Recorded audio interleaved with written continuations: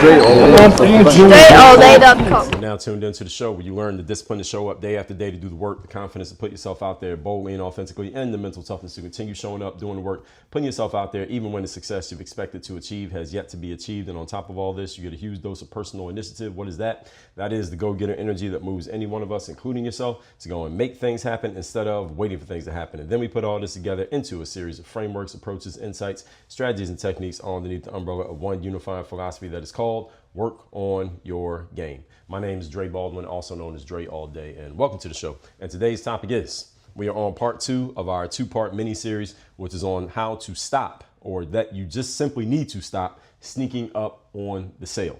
Getting right into it, picking up where we left off. If you missed the intro yesterday, you need to catch that intro where I gave a in-depth explanation and some real life examples of people sneaking up on the sale with me. And today we're going to pick up right where we left off again. Point number 4. Number 4. Let me explain to you the best way to sell anything. All right. Would any of you be interested in knowing the best way to sell anything that you want to sell? You want to know the best possible way to sell things? Here it is. Okay. Listen very carefully, especially those of you who are selling anything that requires some form of consultation, such as there needs to be a conversation or some type of communication exchange before the purchase actually happens, such as you're selling some type of a therapy or coaching or consulting, or you have a mastermind program where you have to actually engage with the person before they buy, meaning they can't just go to your website and put in their credit card and buy the book. All right, that's a different kind of selling. Anything that requires any kind of consultative selling, here's the best way to sell that. Okay, write this down, please. You want the people who are interested coming to you. Write that down, underline it. You want the people who are interested in buying your thing because they know what it is, they have an idea of what it does and how it could possibly help them and what problems it will solve. You want them coming to you. That's how you want to sell. They are coming to you already knowing what you're offering. They know that they're interested. They know that you are the one selling it. And they know that there's probably some price attached to what you're offering. They may not know the details of any of these things. Actually, they know the details that you have something to offer. They know it can possibly help them. They know it's going to cost something. They may not know the price, but they know it's going to cost something. And when they show up, they understand that they need to get some details filled in, and then they can make a buying decision. But you're not sneaking up on them. They're coming to you, first of all, and they already know exactly what this conversation is about, second of all. That's how you want to do all of your sales. They're coming to you, knowing what the deal is, and all that matters is, all right, can you actually help, and what is it going to take for me to get it? Those are only 2 questions they got. That's it. That's how you sell things. Did everybody get that? Need me to say it again? Okay. The way you are this way, what I just explained, this is what we call walking into the sale rather than sneaking into the sale. You want to walk into the sale. As a matter of fact, you don't even want to walk into the sale. You want the sale walking into you. That's what you actually want. You want the people who are going to buy coming to you rather than you sneaking up behind them and tricking them into buying something that they didn't even want, or trying to talk them into buying something that they didn't even want. You can stop wasting their time and your time. Now, I want you to understand, some of you are listening to this and saying, well, Dre, that sounds amazing. Problem is, how do I get people walking up to me wanting to buy my thing? They don't even know that I exist. What am I supposed to do then? That's a great question. I'm glad you asked. Let me answer it. This is set up and done properly by the way that you market, promote, and position yourself in the marketplace, such that the people who could be interested in what you're offering, they should know that you exist. They should know what you're offering. Their interest should have already been piqued by your marketing work, by the things that you do marketing wise. And I'll explain what that means in a second. And they step forward intentionally and consciously because they want to find out more about how it works, what it does, and how they get access to it. They are coming to you knowing that you have it. They just want to find out how they can get it. Now, again, how do you get people doing this? Well, your marketing does that. What does that mean? Marketing is every single thing that you do to communicate with the general public or to your specific audience about you, what you do, how you do it, who it helps, and how they get access to it. That's marketing. This show that you're listening to right now is a form of marketing. I'm not selling it to you. Marketing does not mean a money exchange. Marketing is simply the relationship that you have with an audience of people, and every communication you have between you and them is a form of marketing. Every single episode I put out of this show is a form of marketing. Why? Because it is bringing new people into my world. It is pushing people I don't want out of my world. And those of you, and is building a deeper connection with those who have been in this world. There are people listening to this who've been listening to the show for 10 years, damn near since I started. And following me, people have been following me since before I even had this show. This show started in 2016. Marketing is every single thing that you put out that builds a relationship. Same way that you call your mom and have a conversation, that's nurturing the relationship, having the actual conversation. If you have friends you haven't talked to in 10 years, that relationship is weaker because you have not nurtured the relationship. Do you understand? Marketing is simply the relationship you keep with whoever you're trying to reach. When Apple, for example, pays for billboard space across the street from my home, and they just keep putting up new billboards for the iPhone. That's all they do is just change the billboards, and they just come up with different ways to advertise the iPhone. That's all they advertise, the iPhone. That billboard costs at least, I would guess that billboard costs at least $25,000 a month, the billboard space that they pay for. And they've had that space for 2 decades. Since I've been in Miami, they've had that space. Why does Apple do that? They already got all the customers in the world. Why do they do it? Because they want to maintain the relationship, and they want to make sure that when you do get a new phone, you think of them and think of nobody else, even though you're already a customer. They are not banking on the fact that just because you bought in the past, you're going to buy again. So they continue to market to you. Do you understand? So your marketing is everything that you put out to a specific audience. You don't have to be worldwide like Apple. All right, to whoever you're trying to reach, marketing is everything that you put out there so that the representation you show is further enticing the right people to take another step towards you, to the point that they're standing right in front of you saying, all right, we want it. Does everybody understand this? This is what you need to be doing. This way, when this is happening, you are not trying to trick people into conversations in which you need to try to talk them into something that they don't want to do, something that makes them and possibly you uncomfortable. It should make you uncomfortable. And it usually leads to that person either avoiding you and never wanting to speak to you again, or being really angry with you because you got them to do something that they didn't want to do. And see, if you're doing that, it should be hard for you to sleep at night if this is the way that you're operating. If you're operating unethically, you shouldn't be able to sleep at night. You shouldn't be able to look yourself in the mirror. This is very bad business. And again, if you're doing this, stop doing this shit. Point number 5. Today's topic, once again, is stop sneaking into the sale. Number 5, this bad practice that I've explained to you in detail over the last episode and this one as well. This is most prevalent with people who are usually very good talkers.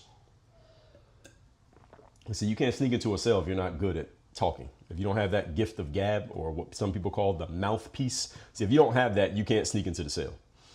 And that's what makes this actually more dangerous, because the better somebody is at talking circles around other people, the more easily you can manipulate people into doing things that they don't want to do. Now, I did a whole episode on this show not too long ago where I told you that manipulation is actually a good thing, but I explained what exactly I meant by manipulation. That was episode number 3190. Manipulation is a good thing as long as it's being used ethically. This, what I'm describing here, sneaking into the sale, is unethical manipulation. You're getting someone to do something that they don't really want to do and don't even know what they're doing, and then you're using them simply because you're better at the back and forth verbal game than they are. That's a bad form of manipulation. This is the kind you don't want to be doing. Does everyone understand what I'm saying there? And again, those of you who are really good talkers, you're the only ones who can play this game. You're not a good talker. I can't be talking about you because you can't manipulate people into something with your words. But those of you who are really good talkers, you know you have this capability. And some of you have misused this capability. And that's what I'm pointing out. When you're able to influence and persuade people by simply directing the conversation to where you want it to go through your questions. And again, this is a skill that can be learned. This is not necessarily a bad skill to have. Okay. I have this skill myself. I can direct the conversation to wherever I wanted to go with the quality of the questions that I ask. Any good trial attorney, this is the baseline, this is the backbone of what they do. Asking the right questions leads to getting the answers that you want.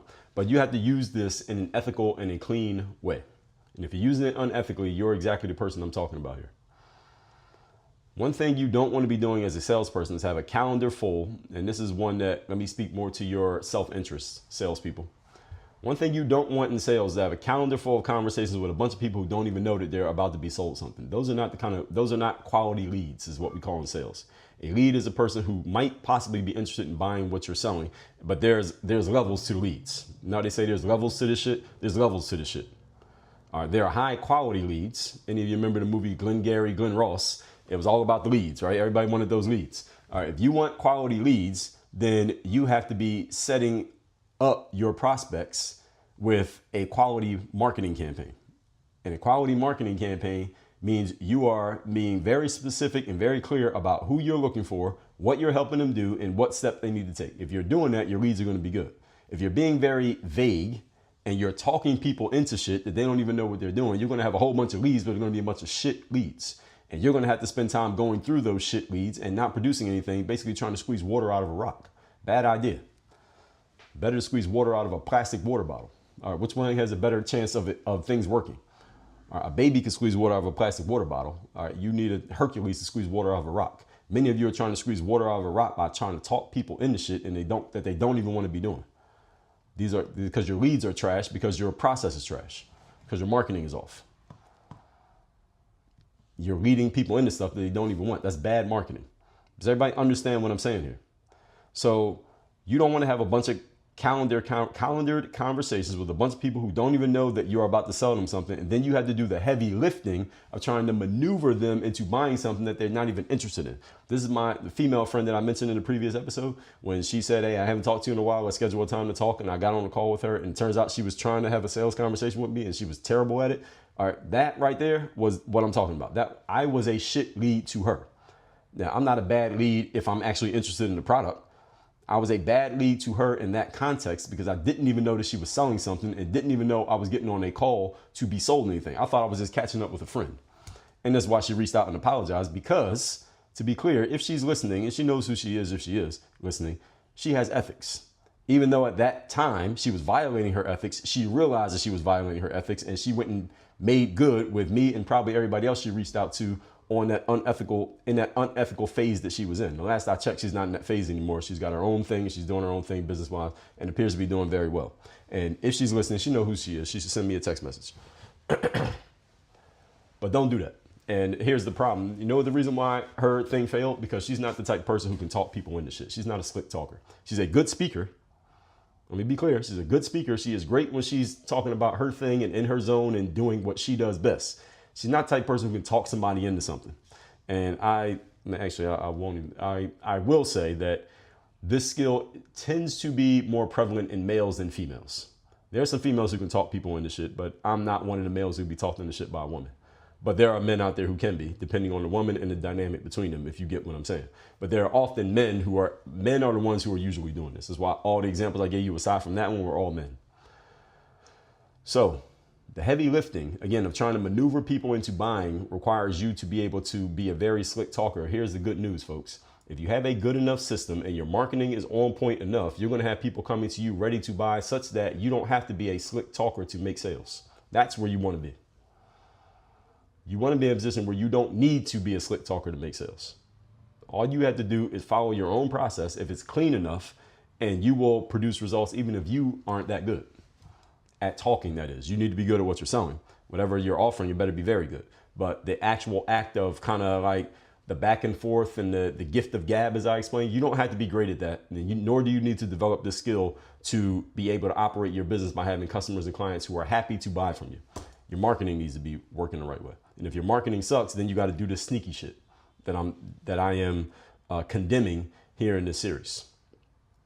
So many people, when you try to sneak them into a sale, they will either respond internally, meaning they're thinking this, if not verbally, if they can think of it in the moment, and the way that I am in these episodes. And even the ones you're able to manipulate into a sale, let me back up. The people will think internally or maybe verbally and say, I don't like the fact this person did this. It doesn't feel right. It feels slimy. And they're going to resent you for it and may not talk to you again. And even the people who you're able to manipulate and you get them to buy something, right? Let's say you talk somebody into something, they actually buy it. All right, they will never be fully convinced that they should have bought it because of the way that you went about it. All right, this is how you get people buying something from you on Monday and then asking for a refund on Tuesday. All right, you don't want this. And the reason this happens is because the way you went about it. If you're going about it the right way, this won't happen. If you're going about it in a slimy way, this is going to happen over and over and over again. It's kind of like if you're a male and you approach a girl who you're interested in at the mall and she tells you she is not interested or tells you she has a boyfriend or a husband or otherwise, whatever way she rejects you, right? What do you do, gentlemen? What do you do in that situation? You see a girl in the mall, you're interested, you walk up to her and approach her. She lets you know in some way, shape, or form she's either not interested or not available for you. What do you do? Do you keep trying to convince the girl to give you her phone number after she told you that she's not interested? No, you don't do that. If she tells you she's not interested, you say, okay, nice to meet you. You walk away. You go find another girl. You don't keep trying to sell her on something that she just told you she doesn't want to fucking buy. Do you understand the metaphor here? She already told you she's not interested. As soon as she gives you the signal she's not interested, walk away with your dignity and go find a girl who is interested. That's what you do. You don't try to talk her into the sale, right, gentlemen? Right, gentlemen? And trust me, I come from the city of Philadelphia, and I come from what many of you would call the hood. And I know and have dealt with a lot of men who do not follow what I just explained. They will go approach a girl, and if the girl shows a signal that she's not interested, the man can become very much more persistent, borderline aggressive, hostile, negative. I've seen men get physical. I've seen men get verbally nasty with females because the woman was not interested in him, to the point that a lot of women out there got to the point where if they were not interested in the man, they would pretend to be interested, give him a bad phone number or a wrong phone number, or claim to have a boyfriend or something just to get the man away. Depending on who he was, and his energy, they would use different tools just to get rid of the guy, other than saying, hey, I'm not interested. And a lot of women will not just say to a man, I'm not interested. To tell a man, if you're a female, you tell a man who seems to be very forward in his approach that you're not interested, you're kind of taking a risk that man might, you're risking that he's not crazy. Because if he is crazy, you might be putting yourself in a precarious position.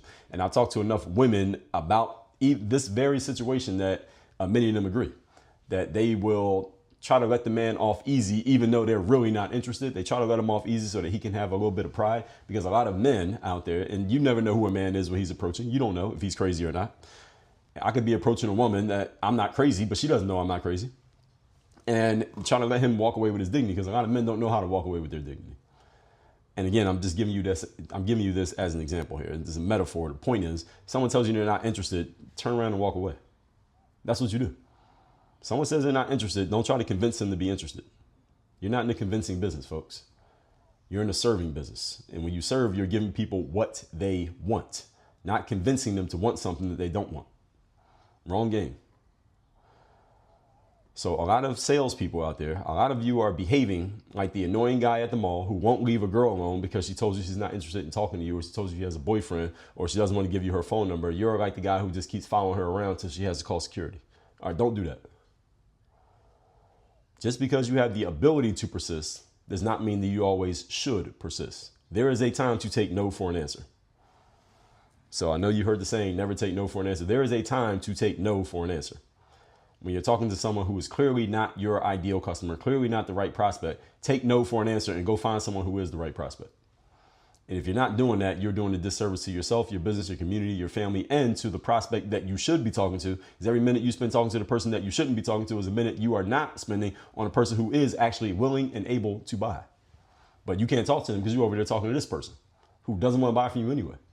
What are you doing? Moving on. Point number 6. Today's topic, once again, is stop sneaking into the sale. Number 6. The best way to sell anything to anyone is to have them coming to you wanting to buy. I already told you this. I'm telling you again. This puts you in a position of doing the choosing rather than trying to be chosen. Does everybody understand this? When you are selling, you want to be doing the choosing, not trying to be chosen. I told you this in episode number 3187. Just a few days before the episode on manipulation, I told you how to be the Bachelor. Everybody remembers the TV show The Bachelor, right? What happens on The Bachelor? There's one guy and there are 20 girls. All of those 20 girls are all trying to get chosen by the one guy. You want to be the Bachelor, the one who's picking amongst the 20. You don't want to be one of the girls trying to get picked amongst 19 competitors. That's where you don't want to be. You want to be in a position where you're doing the choosing. Or if you're a female, you could be a bachelorette. Same situation with 20 guys trying to get chosen by you. You don't want to be one of the 20 guys trying to get picked by one girl. That's not an advantageous position to be in. None of you want to be doing your business this way. Your business should be done where you are the bachelor or the bachelorette and you are setting the terms with the people who are coming to you because they're interested in what you have and they want it from you and with you. That's how you're able to set your own terms. This is the best way to sell anything. And all of you should be angling for all of your sales to be happening this way. It may not always happen this way, but this is the way you should be aiming for. Okay, you don't want to try to get chosen. You want to do the choosing. And again, when you're trying to sneak into the sale, you're trying to get chosen. You're trying to talk someone into doing something, again, they don't want to do. Don't do that. Or you're trying to talk someone into something when they got a whole lot of other options besides you and they see you as a commodity amongst every other choice they have. Don't be here. Don't be in this position. Again, when you're doing the choosing, your sales process is a whole lot smoother. Again, think of the Bachelor. When the Bachelor picks a girl and decides to go on a date with her, does he have to convince that girl to go on a date? Or during the TV show?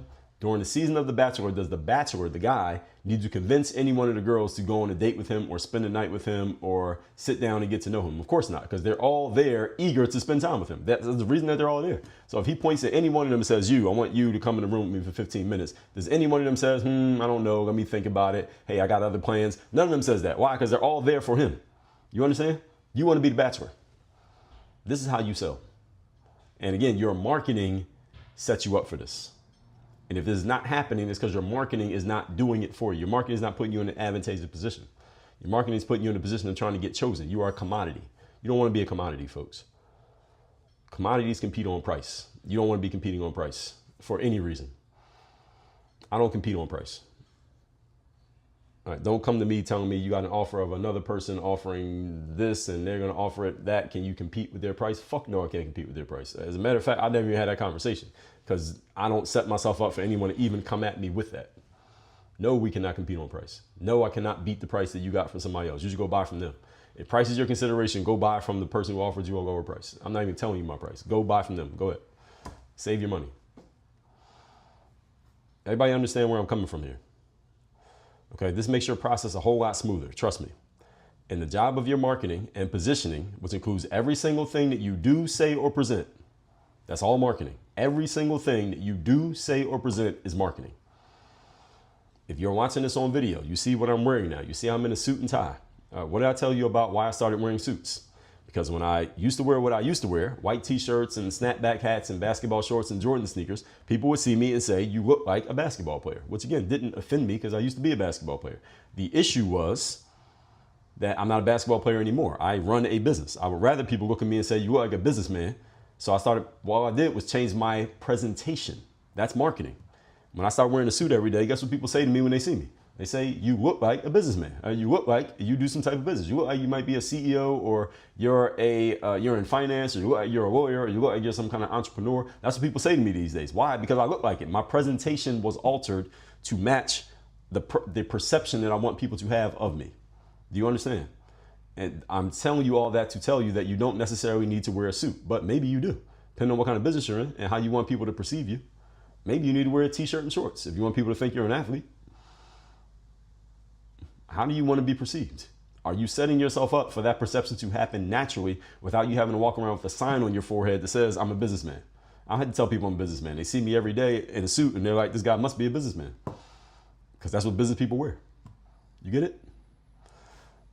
Again, I want you to understand the metaphor here. I'm not telling you what to wear. I'm helping you understand that if you want people to come to you expecting a certain thing, everything that you do and say and present needs to reflect the thing that you want them to think. You want people to think you're a business person, do business things. So that when they come across you, all they see is you doing business stuff. They have no other choice but to accept you as that, because that's what they see. Remember, people, perception is reality. How are you being perceived?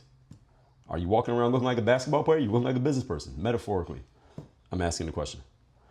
Done properly, ladies and gentlemen, let me back up. There are people out there who are watching and listening to you who you don't even know them. They are watching you and paying attention to you. You don't even know that they're noticing. You don't even know who they are. There are people listening to this who've been listening to my show for years and you have never made yourself known to me. I don't know your name. I don't know about you. I don't know what you look like, but you know who I am because you've been following my material. And I understand this. Every single thing that I put out, I am either building or hurting the relationship between me and you with the things that I'm saying. I understand this. I understand the majority of my audience I have never met and I don't even know that you're there because you never made yourself known to me. I can see the stats. I can see X number of people listen to the show, but I can't tell you who those people are. The majority. I know a good amount of people who listen to the show because I have heard from you. There's a lot of people. There are more people who I don't know than people who I do know. All right, 80-20 principle. So there are people watching and paying attention to you folks, especially those of you who are doing anything in the public domain.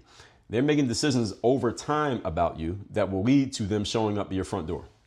Are there people in my programs, people who are being coached by me, people in my audiences, people who are in my coaching programs, people who have reached out to me to do events for them, consulting, etc., who I ask them, how'd you find out about me? And they say, I've been following your stuff since 2017.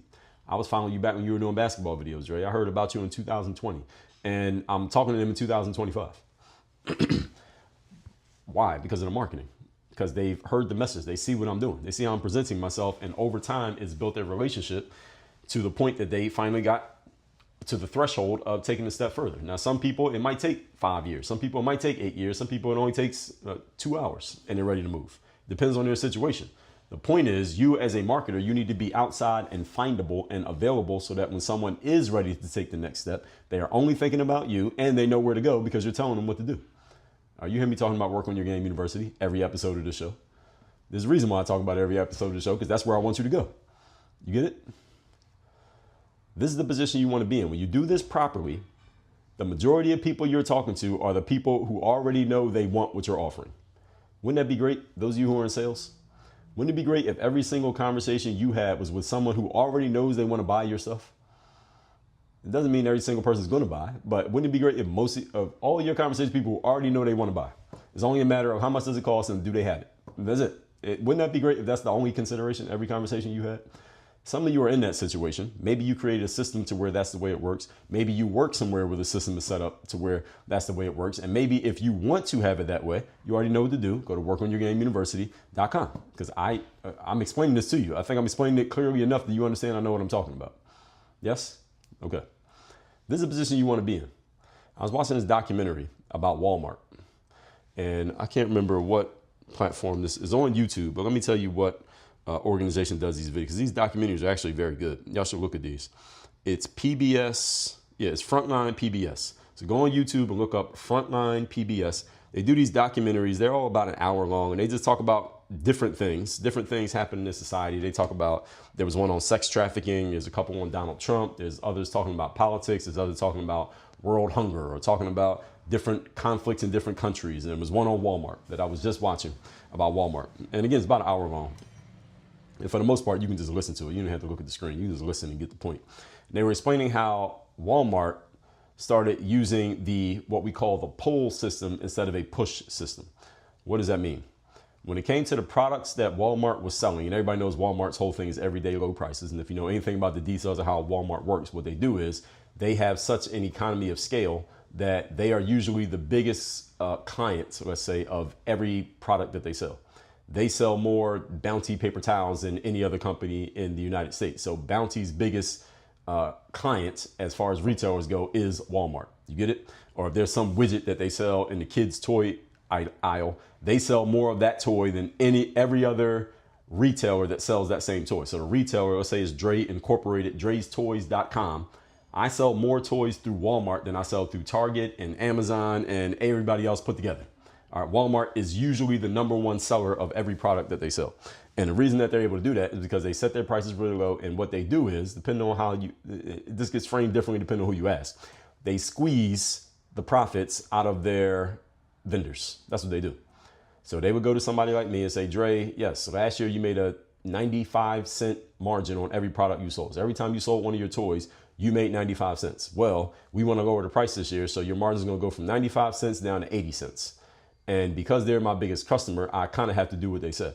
Then the next year they say, well, Dre, you want to lower that price again, so your margin will go from 80 cents to 45 cents. Then next year is down to 25 cents. Then it's down to 10 cents. And they keep doing this, and they squeeze all the equity out of their vendors, and people end up going out of business because, again, they can't compete. They can't go anywhere else and make the sales that they make with Walmart. And again, depending on who you ask, this can be framed in a very negative way or a very positive way. What I just explained is just an example. That's not what Walmart does to every retailer, but depending on who you ask, again, there's some people who say, well, Dre, that's exactly what they do. Watch the documentary, you can learn more about it. And you should read books on Walmart as well, so you can learn more about how they became who they became. Most ideally, read Sam Walton's book. He's the guy who actually started Walmart. And the book is called, I believe it's called Made in America. His name is Sam Walton. That's why the store is called Walmart. He started Walmart. Read his book, as you can learn more about how he built what he built. Walmart is a behemoth of a business. Anyway, what Walmart did, when I say they were using the pull system instead of the push system, that's what I was talking about before I digress. Instead of creating a product, this is what a lot of salespeople do. They create a product or an offer or a service. They create it, and then they go look around and see, who can I sell this to? And some of you entrepreneurs, you're guilty of this, and don't feel bad. I've been guilty of it as well. You create something, and then you go find people who might want to buy it. That's the push system. You create something, you try to push it out into the marketplace and push it into people's hands and push people into wanting it. All right, that's the wrong way of doing it. What Walmart did instead of this, and this is what a lot of retailers were doing, they would create a product and then they try to get other retailers such as Walmart, Target, Amazon, etc., to sell this product. Hey, Walmart, I created this new product. Can you sell this in your stores? That's the push system. Walmart, instead, this is what they did. They created a pull system. This is what they went and looked at what people were already buying. Then they would go to their manufacturers, the vendors, and say, go make these. This is how Walmart actually started, for those of you who don't know. What Sam Walton would do, before he started his little store, they used to call these 5 and dime stores because things literally cost 5 cents and 10 cents. He would go into other 5 and dime stores, look at what they were selling, look at what was selling really well, look at what they were pricing these things. He would take tape measure with him and measure the heights of the shelves. He would do all this right in the face of the other stores, measure everything they were doing. Then he would go take notes of all that stuff. And then he would basically try to do a better version of his own store. That's how Walmart got started. And yeah, a lot of people didn't like him because he did this. So what Walmart does is go look around and see what's working on Amazon, what's working on Target, what's working in department stores. Then they go to their vendors and say, all right, these things are working. Go make a better version of this. We're going to sell it at a cheaper price than what everybody else is selling it. And we're going to squeeze them out. We're going to choke them out. That's how Walmart does business. Again, I'm being a little bit, I'm framing this a little bit in the way that Walmart probably wouldn't want it framed. But if you ask enough people, especially people in retail, they'll tell you this is what they do. And I don't actually think it's a negative thing. Competition is part of business. I'm not saying everything they do is right, but competition is part of business. This is what Walmart does. They undercut their competitors. And the pull system, again, instead of trying to push an idea and getting people to accept it, they go find the idea that people already have, pull it out, and then they go do the same thing. They go find what people already want, and they just go make that and sell it to you. That's why they keep making sales, because they're not ever guessing as to what you might want to buy. They go find what you're already buying, and they just sell you the same thing at a better price. That's Walmart's business model. And I think people at Walmart would agree with that one. That one, I think they would agree with. They might not agree with some of the other ways that I've characterized their business, but they would agree with that point right there. So this is the pull system instead of the push system. So you want to be pulling people towards you because they want to come towards you rather than trying to push yourself onto people. Do you get my point? It sounds very simple, right? When I explain it this way, it sounds pretty simple. This is my superpower, is breaking complex things down and making them simple. See, even though all of you understand this, most people don't do this. Most of you don't do this. Same as the example, as I said, as a guy walking around the mall. All right. In my days when I was available and playing the field, very rarely, maybe when I was maybe 14 or 15, but after that, very rarely would I ever approach a female who hadn't given me some signal that she was interested. If she didn't give me a signal she was interested, like she saw me, I saw her, and she saw me seeing her, and she didn't give me a signal she was interested, I would leave her alone. I would go and wait and try to find a girl who was giving me a signal she was interested. That's the one I would talk to. And my closing percentage, if you will, was a lot higher because of this, because I wasn't just randomly approaching anybody. I would only approach the ones who were interested. And luckily enough, I had enough that were interested that it kept me taken care of. Let's just put it that way, to keep things simple. The point is, folks, this all sounds very simple. A lot of people don't do it. What most people do is create something and they go try to get people to want it. This is the guy running around at the mall just talking to every girl, even though the girl has given no signal that she's even interested in you in any way, shape, or form. Stop doing this. At the same time, let's be clear. You must still possess the ability to initiate and drum up opportunities where no opportunities exist. You still must have this ability, even though you may not want to need to use it all the time. Again, at the same time of that same time, you should not be trying to persuade someone into doing something that they don't even know what they're doing. All right, this is where we get the image of the slimy, greasy used car salesperson who people learn to avoid at all times. You don't want to be a used car salesperson. Even if you literally sell used cars, you don't want to be the proverbial used car salesperson. The social view, the vision we have of the used car salesperson is the person trying to convince people of doing things that they don't want to do. Don't do this. All right, you don't want to be in this business. Okay? Recapping. Part 2 of our 2-part mini series here. Stop trying to sneak up on the sale. Number 4, the best way to sell anything is have people interested coming to you, knowing that they're interested, knowing what you're selling, knowing there's a price, and they know that you're going to make them an offer. All right, that's what you want.